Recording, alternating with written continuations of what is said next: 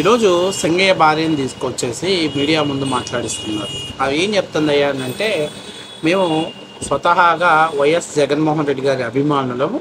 మా ఆయన ఏదైతే జగన్మోహన్ రెడ్డి పర్యటనకి వెళ్ళాడో, ఆ పర్యటనకి వెళ్ళినప్పుడు యాక్సిడెంట్ అయింది. యాక్సిడెంట్ అయిన తర్వాత ఆయన్ని అంబులెన్స్లో తీసుకెళ్లారు. ఆ అంబులెన్స్లో తీసుకెళ్ళేటప్పుడు ఏదో చేశారు. ఆ తర్వాత హాస్పిటల్కి వచ్చినామంటే మా ఆయన ఫలానా సో అడ్రస్ చెప్పాడు. కానీ ఆ తర్వాతకే ఆయన చనిపోయారు. నాకు తెలిసి అంబులెన్స్లో ఏదో జరిగింది అని చెప్పేసి చెప్తున్నాను. సేమ్ వివేకానందారెడ్డి హత్య కేసు ఎలాగైతే జరిగిందో ఇది కూడా అదే ఎపిసోడ్ నడుపుతున్నారు వైసీపీ వాళ్ళు.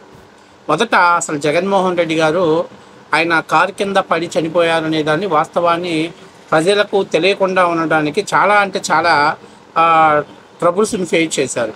ముందు ఒక వీడియో రిలీజ్ అయినాక అది ఏఐ వీడియో అన్నారు. ఏఐ వీడియో తర్వాత కాదు, అది ఫోరెన్సిక్ ల్యాబ్కి వెళ్ళిన తర్వాత లేదు, అది ఒరిజినల్ వీడియో అని తేల్చేశారు. ఒరిజినల్ వీడియో అని తేల్చిన పాటు ఏదైతే జగన్మోహన్ రెడ్డి గారు ఆ వెహికల్స్ని సీజ్ చేశారు, సంబంధిత వ్యక్తుల మీద కేసు వేశారు. కేసు వేసిన తర్వాత ఇలా హైకోర్టుకు వెళ్ళారు. హైకోర్టుకు వెళ్ళిన తర్వాత హైకోర్టులో కారు నేను తోలలేదండి, నా మీద కూడా కేసు పెట్టారని చెప్పినప్పుడు కారులో ఉన్న వాళ్ళ మీద కేసులు పెడతారని చెప్పేసి హైకోర్టు అడిగిందని చెప్పి సాక్షిలో కథనాలు చేశారు. ముందు అసలు దాన్ని ఏ వీడియో అని చెప్పుకున్న వాళ్ళు లేదు ఇప్పుడు అసలు మొత్తం తొక్కిచ్చింది, కింద పడేసి చంపేసింది, మొత్తం ఎపిసోడ్ అంతా పక్కన పెట్టేశారు. ఇప్పుడు తాజాగా సింగయ్య భార్యతోటి కొత్త ఎపిసోడ్ని తెరపైకి తెచ్చారు. అంబులెన్స్లో తీసుకెళ్లేటప్పుడు ఏదో జరిగింది.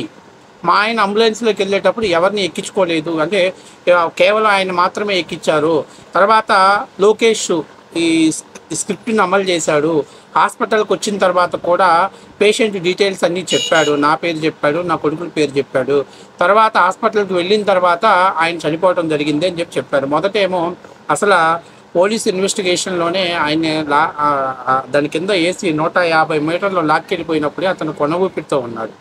సరే, ఆ తర్వాత ఆయన్ని వైసీపీ వాళ్ళు నిజంగా యాక్సిడెంట్ జరిగిన తర్వాత ఏం చేయాలనేటువంటిది దాన్ని అసలు గాలికి వదిలేసి తీసుకెళ్లి శవం లాంటి వ్యక్తి, చావు బతుకుల మధ్య కొట్టుమిట్లాడుతున్న వ్యక్తిని తీసుకెళ్లి పక్కన పడేశారు. పక్కన పడేసిన తర్వాత ఆటోలో ఎవరైనా హాస్పిటల్కి తీసుకెళ్తారండి, బతుకుతాడు. హాస్పిటల్కి తీసుకెళ్తే కనీసం అతనికి ఆక్సిజన్ మాస్క్ అయినా అందించాలా? ఆక్సిజన్ తీసుకోలేని పరిస్థితిలో ఉన్నప్పుడు మరి ఆటో నుంచి అంబులెన్స్లోకి షిఫ్ట్ చేశారు. అక్కడ ఉన్నటువంటి పరిస్థితుల నుంచి బయటికి రావాలంటే ఆటో అయితే కొంచెం వేకెన్సీ ఇవ్వగలుగుతారు, వెళ్ళగలుగుతారని అక్కడ నుంచి ఆ క్రౌడ్ నుంచి పక్కన పెట్టడానికి ఆటో వాడారు. దరిద్రం ఏంటంటే అసలు అక్కడ యాక్సిడెంట్ జరిగిన దాంట్లో దాన్ని ఒక మిస్టరీగా ఉంచింది వైసీపీ వాళ్ళు.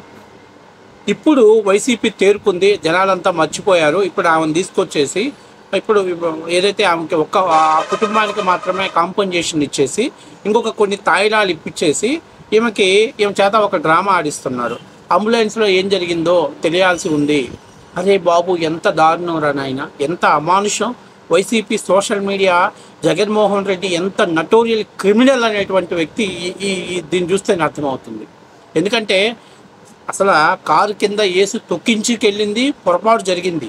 కానీ దాన్ని ఒప్పుకోవటానికి జగన్మోహన్ రెడ్డి గారి యుగో ఫీలింగ్ అడ్డం వస్తుంది. అంటే అంత యుగో ఫీలింగ్తో ఉన్న జగన్మోహన్ రెడ్డి ఈ రాష్ట్రాన్ని ఎలా పరిపాలన చేస్తాడు, ఈ రాష్ట్రాన్ని ఏ విధంగా? ఎందుకంటే తప్పు జరగదా అంటే జరగదని నేను చెప్పట్లేదు, తప్పు జరిగింది. సో దాన్ని ఎందుకు ఎంతసేపున ఎస్కేప్ అవ్వాలని చూశాడు. ఇప్పుడు దాన్ని అధికార పార్టీ మీద నెట్టాలని చూస్తున్నాడు. అంబులెన్స్లో ఏదో చేశారు, లోకేష్ సంబంధించిన వ్యక్తులు వచ్చారు, మేము కూడా మీ కమ్యూనిటీకి సంబంధించిన వ్యక్తులమేనమ్మా, ఇదిగో ఇలా సో జరిగిందని చెప్పమని చెప్పారు అని చెప్పిస్తున్నారంటే నిజంగా చెప్తున్నా, అసలు ఆమెకి ఎంత స్క్రిప్ట్ బట్టించి మీడియా ముందుకు తీసుకొచ్చారో ఆమెను చూస్తేనే మనకు క్లియర్గా అర్థమవుతుంది. దాదాపుగా ఒక వారం 10 రోజుల పైన అయిపోయిన తర్వాత ఈరోజు ఆమెను మీడియా ముందుకు తీసుకొచ్చి జగన్మోహన్ రెడ్డిని కల్పించేసి జగన్మోహన్ రెడ్డి వాళ్ళ కొడుక్కి ఉద్యోగ భద్రత కల్పిస్తానని హామీ ఇచ్చేసరికి, అంతేకాకుండా మొన్న ఇచ్చిన 10 లక్షలు కాకుండా అనఫిషియల్ కొంత అమౌంట్ ఇచ్చి పాపం అమానుషంగా మీడియా ముందుకు తీసుకొచ్చి ఆమె చేత తప్పులు మాట్లాడిస్తున్నారంటే నిజంగా చెప్పాలి, వైఎస్ఆర్సీపీ వాళ్ళు క్రైమ్ చేయటంలోనూ, క్రైమ్ని మేనేజ్ చేయటంలోనూ, క్రైమ్ని ఎదుటి వాళ్ళ మీద నెట్టడంలోనూ కూడా ఎంత సిద్ధహస్తులో మనం అర్థం చేసుకోవాలి. ఇప్పుడు నేను అడుగుతున్నా, అమ్మ మీరు మరి ఈ విషయాన్ని అంతకుముందు ఎందుకు చెప్పలేదు? వైఎస్ఆర్సీపీ పార్టీ వాళ్ళు జగన్మోహన్ రెడ్డిని కలిసేదాకా ఈ లోకేష్ టీం వచ్చింది, లోకేష్ టీం వాళ్ళు అని ఎందుకు చెప్పలేదు? ఇప్పుడు ఎవరు నిన్ను స్క్రిప్ట్ చెప్పిస్తున్నావు అనేది ఒకసారి తప్పైనా సరే ఆమెను కస్టడీలో తీసుకుని విచారణ చేయాలి. ఎందుకంటే ఇది ఒక ఆషామాషి వ్యవహారం కాదు. ఇది ఒక నీచమైనటువంటి స్థాయికి పరాకాష్ఠగా చేర్చారు. ఇంత దారుణమా? చనిపోయిన వ్యక్తిని ఏ వీడియో అని చెప్పేసి క్రియేట్ చేసి వాళ్ళంతటా వాళ్ళు కార్యక్రమం చేసి తొక్కేసి దాన్ని దాచిపెట్టేసి ఈరోజు అమానుషంగా లోకేష్ స్క్రిప్ట్ చేయించాడు, లోకేష్ దగ్గరుండి చేయించాడు, అంబులెన్స్లో ఆయనకి ఏదో ఇచ్చారు అంటే నాకు అర్థం కావట్లా. బాబాయిని అత్యంత దారుణంగా నరికి చంపేసి బయటకు వచ్చేసి గుండెపోటు అని చెప్పి తీరా అక్కడ ఉన్నటువంటి రక్త మరకలు బయటపడేసరికి నారా రక్తాసుర అని చెప్పేసి రాసినటువంటి నీచమైనటువంటి వాళ్ళ స్థాయితోటి నారా లోకేష్ని పోల్చడం అనేది తప్పు. తండ్రి అధికారం కోసం తండ్రి అధికారం కోల్పోవటం నన్ను కీలక పాత్ర పోషించారని నన్ను బూచిగా చూపించారని ఆయన యువగలం పేరుతోటి పాదయాత్ర చేసి ప్రజల్లో ఒక నూతన ఉత్తేజాన్ని తీసుకురావడంలో అతను విజయవంతం సాధించడంలో కీలక పాత్ర పోషించిన వ్యక్తి.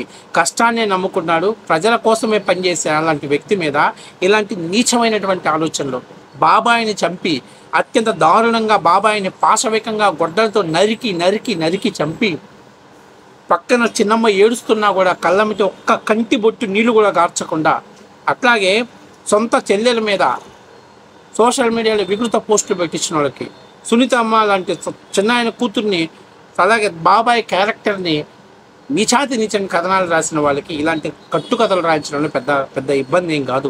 వాళ్ళ స్థాయికి అదేమి పెద్ద అర్థమేం కాదు. కాకపోతే ఇక్కడ ప్రజలు తెలుసుకోవాల్సింది, సింగయ్య భార్య కూడా ఆత్మ విమర్శ చేసుకోవాల్సింది. అమ్మా నువ్వు వైసీపీ వేవలో ఉండి వైసీపీ మత్తులో ఉండి మాట్లాడుతున్నావు, ఒక్కసారి ఆలోచన చేసుకో. నీ బిడ్డకి ఏదో జాబ్ ఇప్పిస్తాను, భవిష్యత్తు గ్యారంటీ ఇప్పిస్తాను జగన్మోహన్ రెడ్డి చెప్పాడు. సో చెప్పినందుకు తప్పు పట్టట్లా, ఎందుకంటే తెలిసి తెలియక తప్పు జరిగింది, దాన్ని సరిదిద్దుకుంటున్నాడు. కానీ దాన్ని అమానుషమైనటువంటి లోకేష్ మీద రుద్దే ప్రయత్నం చేస్తున్నారు చూశారు. దాన్ని తెలుగుదేశం పార్టీకి ఆపాదిస్తున్నారు చూడు, దాన్ని తప్పు, అది కరెక్ట్ పద్ధతి కాదు. నేను ఒకటే క్లియర్గా చెప్తున్నా, లోకేష్ అలాంటి వ్యక్తి అయ్యుంటే ఈరోజు వైసీపీలో ఇలాంటి వెధవలు ఎవ్వరు ఆటలు సాగవు. నేను క్లియర్గా చెప్తాను. లోకేష్ కష్టపడి పైకి వచ్చాడు తప్పనిచ్చి మర్డర్లు చేసి పైకి రాలేదు, గుర్తుపెట్టుకోవాలి. అరే మీ కాలు కింద పడి చనిపోయిన వ్యక్తిని లోకేష్కి ఏం అవసరం వచ్చింది? అంబులెన్స్ అసలు కనీసం ఆ వ్యక్తి కారు కింద పడి చనిపోయినటువంటి వ్యక్తిని ఎప్పుడైతే దాని మీద క్షుణ్ణంగా వీడియో బయటకు వచ్చిందో అప్పటిదాకా దాన్ని ఒక యాక్సిడెంట్గా కన్సిడర్ చేశారు. ఇంకా రేపు అదే పాదయాత్రలో ఊపిరాడకుండా చనిపోయిన వాళ్ళ తల్లిదండ్రులు కూడా పిలిపించేసి లోకేష్ టీమే మాస్క్ తీసుకొచ్చి బూతికి పూశారు, ఆ పాయిజన్ పీల్చడం వల్ల నా కొడుకు చనిపోయాడని ఒకవేళ అది కూడా డ్రామా ఆడిస్తారు. ఎందుకంటే వీళ్ళు డ్రామాలు ఆడించడంలో వీళ్ళని మించినోళ్ళు మరి ఎవరూ లేదు. కానీ ఇక్కడ ఒక విషయం గుర్తుపెట్టుకోవాల్సింది ఏంటంటే సింగయ్య భార్య గారు కూడా అమ్మ ముందేమో మీ భర్త ఇన్ఫర్మేషన్ ఎక్కడ జరిగిందంటే యాక్సిడెంట్ అయినమ్మితే ఎవరికైనా యాక్సిడెంట్ డీటెయిల్స్ వాళ్ళ దగ్గర కలెక్ట్ చేసుకుంటారు. మీరు ఏ ఊరు ఏం పేరు ఇవన్నీ ప్రాథమిక దర్యాప్తులోనే కలెక్ట్ చేసుకుంటారు. కాబట్టి ఇంకొక విషయం గుర్తుపెట్టుకోవాల్సింది ఏంటంటే ఈరోజు దాదాపుగా నెల రోజుల తర్వాత వాళ్ళతో వాళ్ళు ఆడమన్నట్టల్లా ఆడితే దాని పరిణామాల తర్వాత ఎలా ఉంటాయో నువ్వు కూడా చూసుకోవాలమ్మా. ఎందుకంటే ఒక హత్య చేసిన వాడు బాగానే ఉన్నాడు, మళ్ళీ హత్య అంటే వేరే వాళ్ళు ఊరుకోరు, వైసీపీ పేటీఎం పప్పీసి ఎగిరి పడతారు.